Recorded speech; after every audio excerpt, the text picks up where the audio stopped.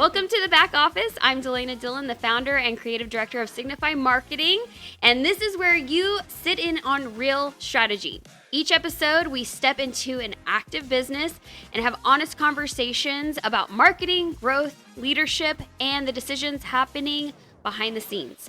So no one has it fully figured out, but we are building anyways. And today we're sitting down with Heather Turner, business owner, former president of Jenks Chamber of Commerce, and currently serving in a strategic leadership role with the Oklahoma Department of Commerce. And there's a lot more that we could add into that list.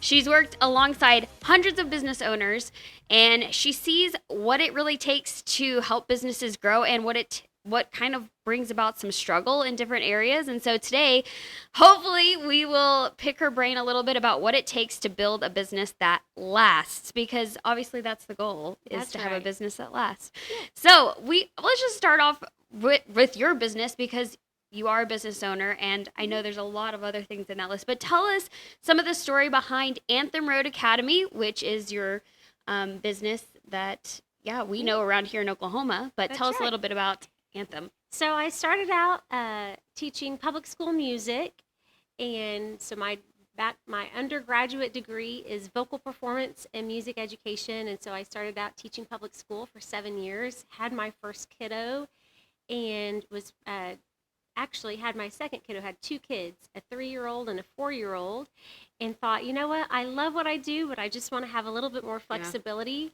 to work around some of their school activities, to be in the PTA and to do Trojans for Christ and to be the mystery reader in their classrooms and all of these things. And so I took a really bold step. I was teaching private lessons after school, and I met with all my students and said, hey, if I have to charge you more because I have to pay for somewhere to go do this, would you still stick with me? And all of them said yes. And that's really how it started. I first started teaching in my home and going to their homes. I found out very quickly that was not the best use of everyone's time, because you had travel time between lessons. Right. You also, most people's homes are not set up as a music or performance studio. And so you had a piano maybe in the front living room and by the loud kitchen, and the TV was going, and maybe other siblings were coming in and out or whatever. So it just wasn't the most professional teaching environment. And so a lot of distractions. And then even in my own home, where I did have a teaching room, had a piano room. Remember, I had toddlers. Yes. And they would come in and out, and mom, and whatever. And I realized pretty quickly, I'm going to need to have a space to do this. And if I really care about and take pride in the work and being totally focused on the student. And so really what started it out was wanting to do something I love with people that I love in a city that I love. And that's really how it all worked out. So we opened Anthem Road Academy. It was then called Abbey Road Academy, which is a whole story in and of itself. A good lesson for startups and businesses to learn from. People need to know the whole. That's right. The whole story. Yeah. So we call it Abbey Road. Actually, the place that we moved into here on Main Street, Jenks, 15 years ago was called Octopus Garden. If you know anything about the Beatles, that was one of their songs in an album. And there was a place called Abbey Road Catering. There was a lot of other Abbey Roads. However, we opened Abbey Road Academy, and there were two reasons I used that name. One was my dad loved the Beatles, and I wanted it to be sort of a really inclusive, fun name that people related to our business. I didn't want it to feel too stuffy, because we teach all different styles and genres. That's something I wanted people to feel like the music lessons were tailored to them. And then the other reason was my voice teacher when I was growing up said, Heather, if you ever opened a studio, start it with an A, because you'll be listed first in the yellow pages. So that was back in the day when there was yellow pages. Of course, that's not the case anymore, but still we do get sometimes, if they list things alphabetically, you get listed first. And so anyway, that was just a marketing tip from my voice teacher. And so we had that name, and then 6 years into the business, when we had 2 locations at that point, we got a really scary 12-page letter from Universal Music Group, which was a cease and desist, because they own Abbey Road London, and they said we could dilute their brand all the way. Abbey Road London knew about our little Abbey Road Academy. That is crazy. In Jenks, America. And so I took a couple days to cry, and because I was like, oh no, this is so expensive. It is expensive to have to change your name because of the signage Right. on your building. Of course, Yeah. all of your marketing materials, all your sponsorships, just everything that you built. And I really was so concerned. And I met then a mentor.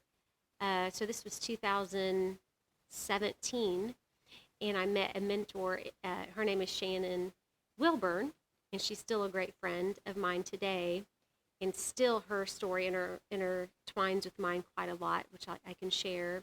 And she said, Heather, go to this conference. It was called the Unconference Conference for franchises and emerging brands. And emerging was any business who had less than 500 locations. So a lot of businesses have less than 500 locations. Yeah. She said, go. And when I went to this conference, and it opened my eyes because so many business owners were there, and so many of them talked about changing the name and how they went through that process. And I was like, okay, they've all done this, or a lot of people have done this. I can do it too. And I also learned about having your international trademark. Yeah. I didn't realize I needed that. And of course then I went back. I did a little form with my then staff and said, we get to choose who we serve, who we are, what our values are, how we go about business. And now we get to choose a new name. And we got to keep our logo, which is the ARA. And we just changed the first name to Anthem. So instead of Abbey Road Academy, it's Anthem Road. That's really cool. I mean, like, that's nice that you were able to do that, to keep that part. I know, because we had a local designer, Matt Williams, here in Jenks, America, designed our logo. So we got that trademarked. And then we also, Anthem means a spirited song that identifies a group or a cause. So I even think the name's better than our first name. I love it. I love what it means. And then Road, of course, learning is a journey. It's a lifelong journey that we join our students on. And then Academy, a place of learning. So that's Abbey Road, or Anthem Road Academy. Yeah. And so we opened in 2011, and then grew quite a lot. So we had a good network of musicians that we loved and trusted, and we brought on different musicians and just really dove into the culture of being student-focused, community-driven from the start, really intentionally investing in our communities. And so I think when you give and you give and you give, then God honors that. And when you honor people that you're called to serve, and you honor the gift that God has given you, your calling, and then you honor him, then I just think he blesses that. And so over time, we grew to our Bixby location as our second location. And then a few years past that, we grew to our Broken Arrow location. And then now the space that we're sitting in right now is the Anthem Road Little Black Box Theater. And so we've had lots of ups and downs in the middle, but we've had incredible people come on board. And I have so many really cool stories of what God has done through and in this place because we said yes to opening a business. So, well, so many questions. We could talk just about Anthem for a long time because a lot of businesses think about scaling. Mm-hmm. Like, you started as you were the were the sole income producer and the business owner, like, I guess a solopreneur. Everything. Yeah. And so I think the idea to scale, everyone likes that idea, but there's so much that goes into that because it was your baby, and you have to be willing, if you really want to scale, you have to be willing to let go of so much. You do. So how was that transition to, like, release things so that you could grow and expand? Well, it's hard. My very first time to hire someone was actually Maggie. She was one of my students, and I was realizing I was, doing everything from cleaning the toilets to signing up students to calling. I would go door to door with flyers in neighborhoods, to going door to door to our business neighbors and doing all kinds of partnerships with them to really try to get our brand awareness out there. I was doing free DJing and music and karaoke and everywhere that I could, and then teaching a lot. And of course, I had those toddlers and my sweet husband at home. And so I just started to realize, okay, as this grows, I'm going to be the lid on my own growth. I'll be the lid on our business's growth. And what that meant is that I would actually limit the growth and opportunity of the other teachers I had brought on. And that's what that's what made me make the change. It actually was not so much of, because I already had a lot of students, right? So it wasn't really about me. It was truly about, if I try to do everything, I actually limit the growth of others, and that is the opposite of who I am as a person. Yeah. And I feel like my purpose, God-given calling, is to discover and develop the potential in others, and whether that's a student or a teacher or a leader or a business owner or a community. And so whatever that form that takes. And so so that's really what was the catalyst, is just like, I'm not going to be, my whole purpose is to develop others. I'm not going to be the lid on that for anyone else. And so we started out just with the part-time admin help, and she was one of my students, and she started helping take calls. And I remember thinking, I close like 99.9% of calls we get in. Yeah. I knew all the teachers really well. I can make the best match, and I had to give that up and know that she might only close 80%, right? She may, when we scaled to multiple locations, this is a funny thing, but I used to do all the Christmas decorations, and I had to be like, we're going to let other people do Christmas decorations. Oh my gosh, that was hard to do that. Yeah, the decorating. I'm like, no, I want it to look a certain way. And I had to remember, well, guess what? It doesn't matter, because I'm not doing it, and somebody else is getting to take pride in that. And so the hardest thing, of course, is when you build something, you put your blood, sweat, tears, sacrifice into it. You have to sort of steward it with open hands, and remember that everything that we have, God gave to us. It's not even ours anyway.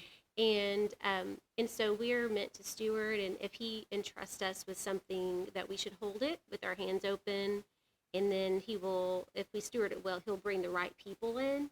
And that doesn't mean they're going to do everything like you would do it, but what it does is it stretches you and them, and you get to learn from one another. And sometimes you learn from making big mistakes together or little mistakes together, and sometimes you learn when something goes well.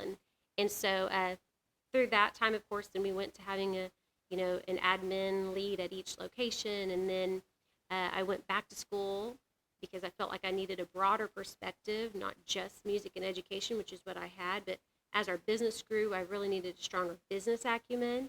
And so when I went back to get my MBA, it really forced me to duplicate myself more and push more into leaders. And so then now we've got, of course, Destiny Dillon, who's our general manager, and she's doing an incredible job. And that has made way for someone else to grow in the business.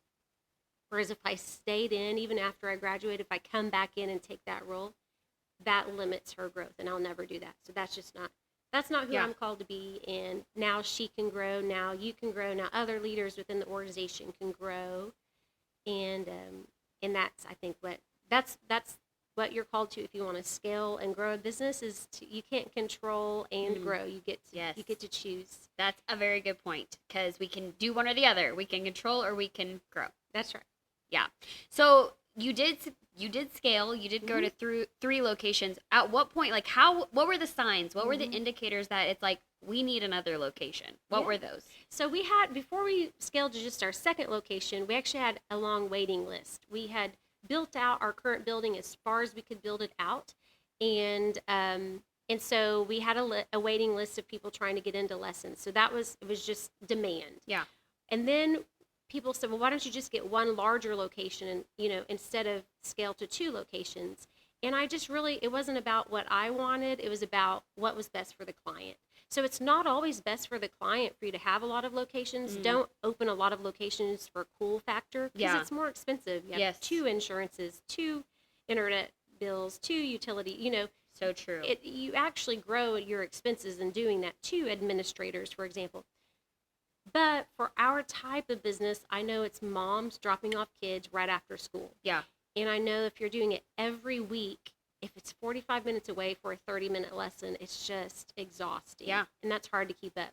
So when I looked at our average student, we keep them about 2.5 years. Some of them we keep for 10 years, but on average, it's 2.5 years. And I didn't want to see that diminish if people have to drive to us from too far away. And so I polled families, and I said, how many of you where are you coming from? Yeah. And that's when I did that poll, and I found so many of them were coming from Bixby. And so we just reached out to them and said, hey, would you help us launch a Bixby location? Would you move to that location if we open? And of course, we had a core group of people who said they would. Yeah.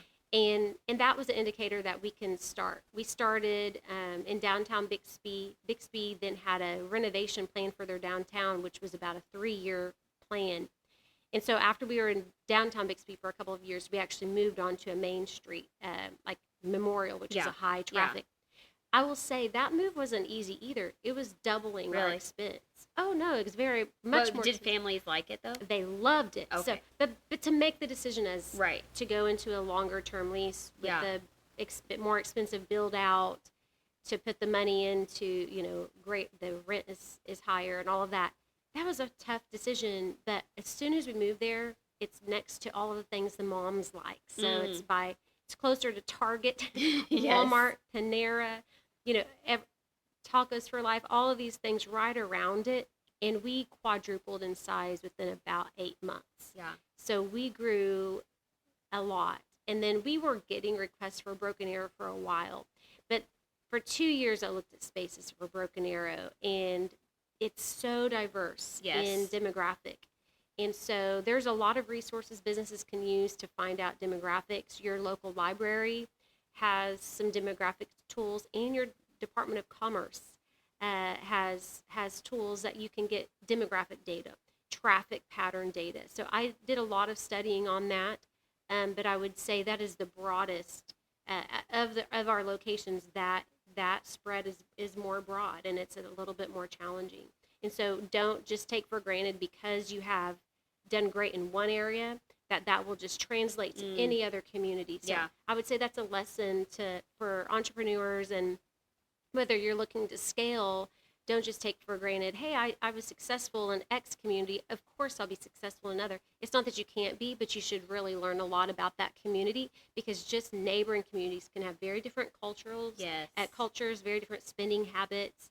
They can just have different expectations for business, and how far they're willing to travel, things like this. And so very important to do your due diligence. Yeah, and I think that can be the tricky thing of doing the multi-location. Like you said, you could do larger one place, but like the multi-location, you do have to take in consideration each one's going to still have a different personality. They do. In a way.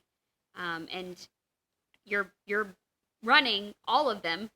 They all kind of need different touches. They do. They all need a different sort of vibe that matches and relates to the people that you're serving. Yeah. So again, you want to have consistency in your brand and consistency in your values, while at the same time having flexibility to serve the person in an effective way. And so sometimes what business owners do is they think about efficiency. And efficiency is really important, but it's not as important as effectiveness. Yeah. And people get those things confused a lot, and they think, well, we're being efficient. Everyone's exactly the same. We're being efficient. We're doing what's cheapest for the business. Well, sometimes what's cheapest for the business, what's easiest for the business, isn't what's most effective in serving your client. So you really have to think about, okay, well, how can I best serve? And maybe I'm thinking about me, and that's why we have our motto is student-focused, community-driven, because it's not Heather-focused. It's not, what's best for Anthem Road focused. It's what's best for the student. Yeah. So you, for a time, served as president of the Jenks Chamber of Commerce, and of course that gave you a front row seat to a lot of different businesses, like all across the board.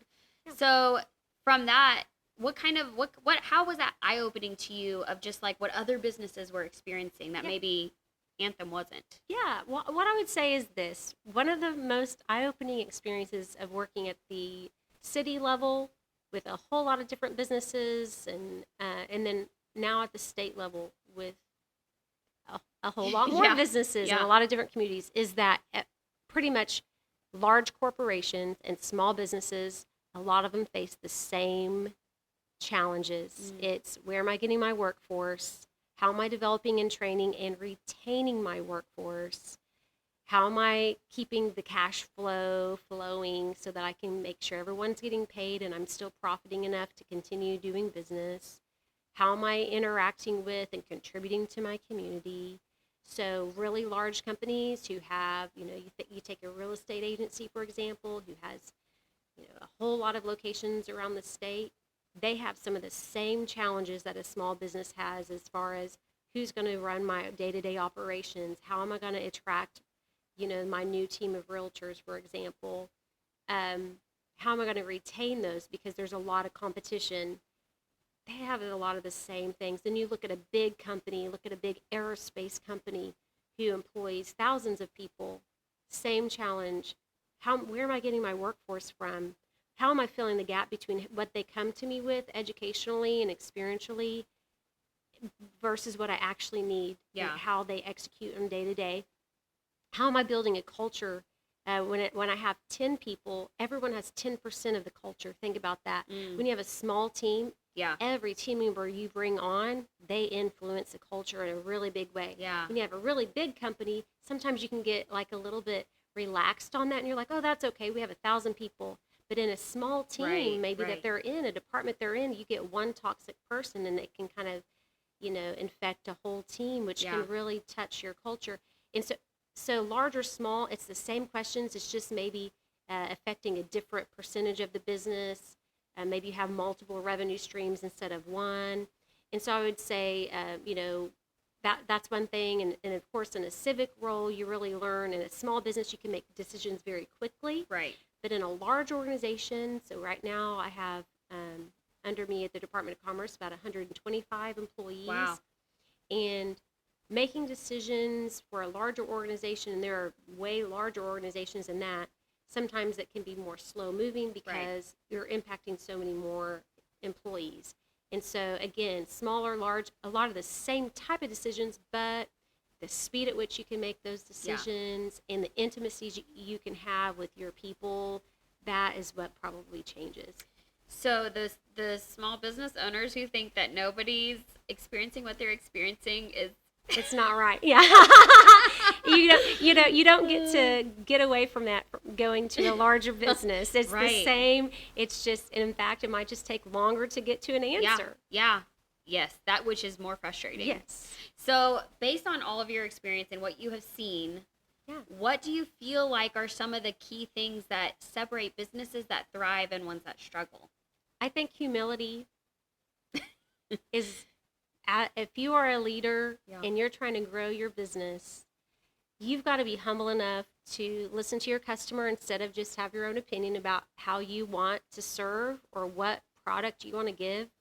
The market determines whether or not they value your product or service. And if you see that faltering, you got to listen again to the market. You got to be humble enough to take a minute and listen to the market. You have to be humble enough, if you want to grow, to listen to other people and bring in other people.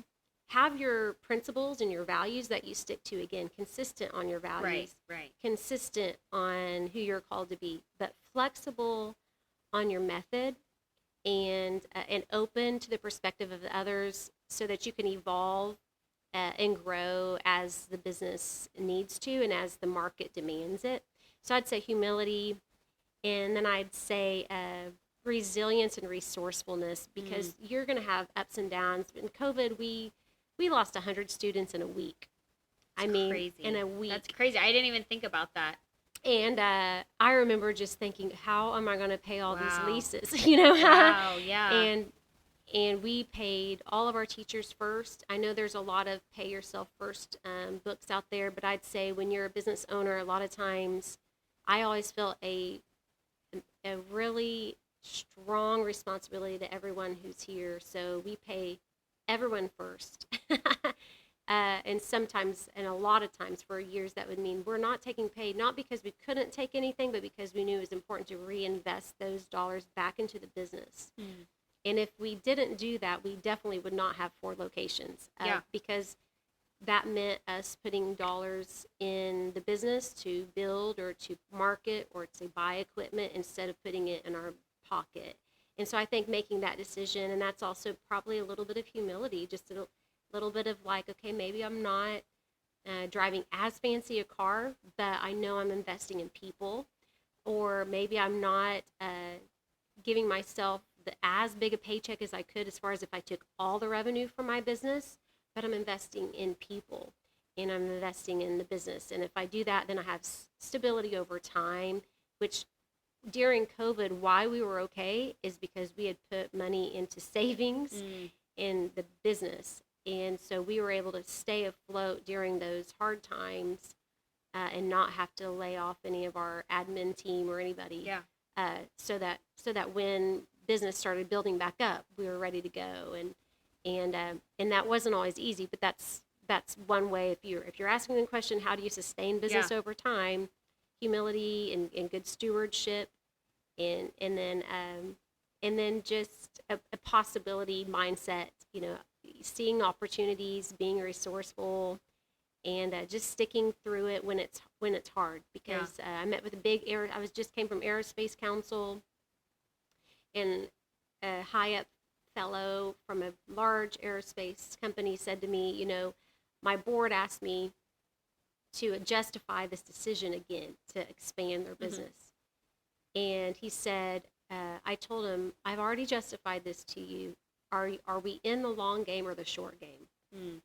And his board said, well, of course we're in the long game. He said, okay, well then trust me, it's going to have hills and valleys, and every business is going to have hills and valleys and cycles. And if you have some good people you can trust, you get your core and you say, we're in this, and we're going to see some things that don't always look easy, and then we're going to see the return on that because we stuck with it. So don't give up. Yes. So what are some of the biggest mistakes you've seen in businesses, both at the local and state level? Really basic, which is using all your money for yourself. So I think that's the number one. Really? Yes. I think just as soon as people start making money, they start using it on their own personal lifestyle. And they don't anticipate that when you're going up that you can have a down cycle. Yeah. Again, the market determines a lot. And so you bring your best every day, but no one predicted COVID. Right. And then when that happened, if we had no resources because we had used them all, then we would have had to shut down locations. And so I think I see that. I think the other one is over financing, like financing to get fancy so that you look cool. Yeah. But when you're not actually profiting yet. So I would say don't go and over finance things so you can look cool. I've seen a lot of businesses do that, and then they have a big debt that they have to pay after they've actually closed their business because they weren't actually making any profit. And so I think being cognizant, debt doesn't have to be a bad thing, but don't over leverage yourself and to look cool. Right. About appearance. Purchase what you need. Yeah. Well, so that really, I'm kind of surprised that you said that that's one of the most common. Not that I don't think it happens, but you're saying it's like very common. And I think it is because people they want to look a certain way. And basically it shows you that you can't judge a business even by the outward appearance. No, and that goes back to humility. Yes. Because it's like of course I want a really cool car, and of course I want the state-of-the-art everything, but is that because it serves the student better, or is that because it looks cool? Yeah. And I think I always had to ask that question. Is this something that, is it because it serves the student better, or is it because it serves your client better, or is it because it develops a better product depending on what type of business you have, or is it because you want to look cool? And looking cool is only great if you've actually got the finances to back it up, because otherwise it's like you've got something super fancy and then the next week you're like, well, actually we have to file bankruptcy. And so that happens on big companies and small. And then some of the other problem is just that you see as far as innovative technologies or emerging industries. I would say it's just hard, and we entrepreneurs, that's what makes us awesome, is that we underestimate how hard it will be, and we overestimate how awesome and fast we can do things. Yes. And that's what's awesome. That's what's awesome about America. We love it. We love that. That's what makes the world go round. But it also, there's a saying that says in the short term, you can't go as far and you won't make as much as you think. But in the long term, you'll underestimate how far you can go. Yeah. If you get a great team around you. And so I would say, take heart. I love the entrepreneurial risk taking spirit. I love it. But sometimes it's good to have someone around the table that can say, hey, ask that qualifying question. Are you doing this because it's the best thing to serve your product or your client? Yeah. Or, and can you afford this? Yes. And I know that's so basic, but that is probably the number one thing. And then just that, the other thing is just at this point in time, if we look at the state or the national, of course, we're looking at imports and exports, and we're looking at tariffs and some things like that. So we go on a whole trail about that. But I think at the end of the day, it's, can you afford what you're doing? Can you finance it and manage that in a smart way? Because again, financing can be a friend in business, but finance what's important, not just what looks cool. So 2 things based on everything you said already. Yeah. I'd like you to speak to 2 different people. First of all, what would you say to the business owner who is the one who's like kind of doing the comparison thing and looking around and be like, everyone else is doing so well? What would you say to that person? So I would say comparison is the thief of joy. And we've all gotten in that trap, whether it's individuals or as businesses or organizations, communities, even school districts. It's real easy to get in a comparison game. But especially with AI, you cannot trust what you see. Oh, yeah, that's true. And so what I would say is if you're going to compare, you just compare yourself from what you accomplished, who you invested in, how did you add value yesterday compared to today. And if you're adding value to someone else in an intentional way, that's a pretty great way to live.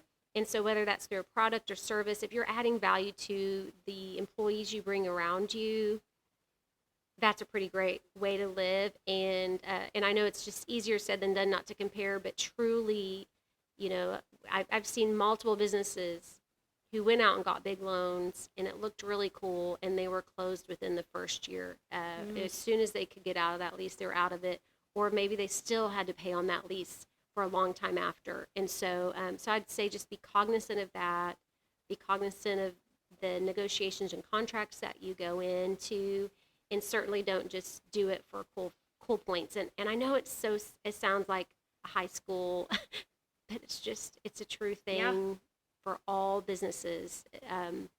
And so it's what I see a lot literally on a small and large scale. Yeah. So. Okay, the other person I want you to talk to is the business owner, because you were saying how like every business has hills and valleys. Yep. And so I want you to just speak a little bit. Yeah. I consider you a motivational speaker. So do a little motivational speaking here to the business owner that is in the valley or feels like they're at the end. Yes. Well, and sometimes there does come an end to certain things. And what I'd say is an end to one chapter is the beginning and start to a new chapter. So if that's you and you're in a place where maybe you've been trying to keep this going because of what it looks like on the outside, because of pride, and that's not even saying pride like in a condemning way, but just in a like, no, I've worked so hard. And people use a phrase, don't keep putting good money after bad. In other words, sometimes you make an investment, you try your hardest, and the season ends. Incredible, hugely successful companies have had to make these same decisions. And so when you think about comparison, or you think about what will everyone think of me, they'll think I'm a failure. First, know that incredible people who have done incredible things, achieved incredible results, whether that's as an individual or as an organization, they've also seen tides turn and have had to make adjustments. And that goes right back to the very first thing I said, which is humility. And that's so much easier said than done, because sometimes a business does come to a time where they need to end. And the market tells us that, or maybe our priorities tell us that. Maybe you're a single mom and you've had a business, and now it's time, you're really feeling called to spend time with those kids. Or maybe you have to take care of a family member, or there could be 100 different reasons why you have to have an end, and sometimes that's okay. And so I want to give you permission to shift into a new season, because that's also sometimes a healthy choice for your family and for yourself or for your business. And then if you're in a valley as well, but you can still serve, and you've got people around you. What I would say, if it's not time to quit, and many times it's not time to quit, you just have to keep pushing through and think of the long game, because everyone who is ever successful embraced the hard times and actually grew closer. And we went through a time in our business, it was in 2016, when we had 20 teachers at the time, and we lost 10 teachers all within 3 months. Oh my goodness. And they were all like, and you would think, oh, are you doing mean things? No, like, it was all great things. They were moving on to be worship pastors in different cities. They were moving and getting married. They were having babies. It was just there was like this life cycle that happened where now this whole group, and I remember crying and being like, oh no, it's half our staff, And within the next year, every single one of those people I still have great relationships with. They helped bring somebody else in to take their spot and to take over their students. We grew from there and grew and grew and grew, and God continued to bless it. And so what I would say is, sometimes you're going to go through a down cycle, and that's part of life. Just think about your own life and your own personal family finances, or your personal family issues, or cycles of life, or raising a child. You go through hills and valleys. That doesn't mean you give up on the child. And it's the same thing with the business. You don't have to give up. You just keep going, and you build your faith as you take steps. And I journal, and I would say another little tidbit for people to do is to journal. Yeah. Because if you can journal, man, this is really hard. This is what I'm struggling with. And then you see God's faithfulness through it and how he brought you through that. When you're struggling the next time, and then you can share, the mountaintop story too. Like when we hit 500 students, when we hit, at our third location or our fourth location, then that reminds you, okay, he's done it before, he'll do it again. I've gotten through hard times before, I can get through hard times again. We are more resilient than we think. We are more capable than we think. And so I would say you're more capable than you think, and you can do more than you realize if you'll just believe in yourself and trust in God. Yeah. Absolutely. There's so much more that we could pick your brain about. I mean, literally, so much going on. And but I do want to kind of switch back into your business owner role and ask you our final question. Yeah. That we like to always ask, and that is, what do you have that you don't have fully figured out, but you're choosing to work through and build through it anyways? Yeah. Well, really, what I would say on that is the workforce pipeline development.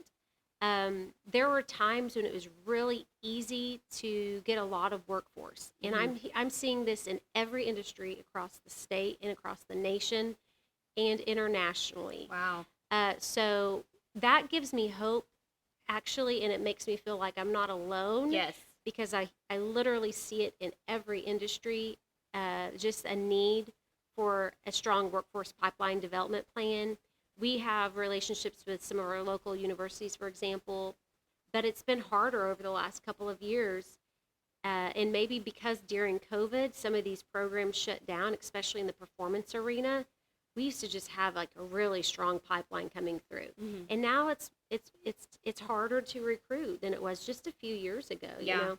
And so, so what I would say is, I'm trusting God. I'm partnering with Destiny, with our team, to help, and we're growing a little bit slower on the workforce recruitment than we did in some seasons, but we're seeing that grow, and we're having to be very intentional. So if you're a business owner, pretty much in any industry, that's probably something you're facing too. And I would just say, keep building those relationships, keep trying to find new ways to recruit, and then when they get in your doors, really try to honor them and take care of them as best you can, because that's really important. The competition is high, and retaining just as much as it is upon attracting. It definitely puts a different perspective on the importance of retention, because they're not there's people out there, but it's hard to get them. If you're a specialty, I mean, I remember when I took on the state role and they were like, well, how will you understand manufacturers needing, certain type of engineer or whatever? And I said, well, how easy do you think it is to find a violin instructor or a viola instructor or a flute instructor? They're very specialized, just like a certain type of engineer is. And they're like, oh, I guess that's true. So I love how you had that answer ready. That's right. Like, can you name 10 violinists? I'll wait. I cannot. I actually cannot. Yeah. So neither could they. And so, it's just like, no, these are specialized, and as AI takes over a lot of the more repetitive type work and the work becomes more specialized, the workforce needs are also becoming more specialized. That's a good point. And so, so we're facing the same challenges that so many others are facing. And so we're not in it alone. Yes. We're just going to have to be intentional and trust God and continue to do the work that adds value to others. Exactly. When you're adding value to others, it's always gonna win. That's right. It's always gonna win. Well, to close out, tell everyone where they can find you /Anthem Road. I do want to say, if Heather motivated you, inspired you, she does have a book. I do. So tell them where they can get the book and where they can find Anthem online. Yeah, so anthemroadacademy.com. Please come visit us. We have incredible teachers, incredible staff. We teach voice, piano, bass, drums, guitar, of course, violin. Yes. And a lot of other instruments, mandolin even, banjo. So please reach out to us at Anthem Road Academy. We teach all student ages. So 4 through 104, whatever works for you. We'd love to join you on your musical journey. And then you can reach out to me at anthemroadacademy@gmail.com or heatherturnertalks@gmail.com is my personal email. And then, of course, I'm at the State Department of Commerce at heather.turner@okcommerce.gov. And can they get Dream Traders on Amazon? On Amazon and on Audible. And so there's the Audible version. I have to ask, are you reading it? I am. That's so much more fun. I love it when the author reads it. Yes. I love that. Yep. So I'm narrating it, and there's then the book Dream Traders. It's all one word, and it's how to build the life you want in different seasons and stages of your life, how to make the trades that matter for success. Yeah, you're going to have to get it. You're going to have to read it.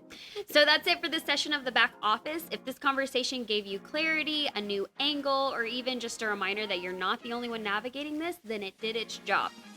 Take what's useful, apply it, move on it, because no one has it fully figured out, but we are building anyway. And if you found this valuable, share it with another operator who's building, and you can always hang out with us in between sessions at Signify Marketing Social. I'm Delana Dillon, and we will meet you back here next time.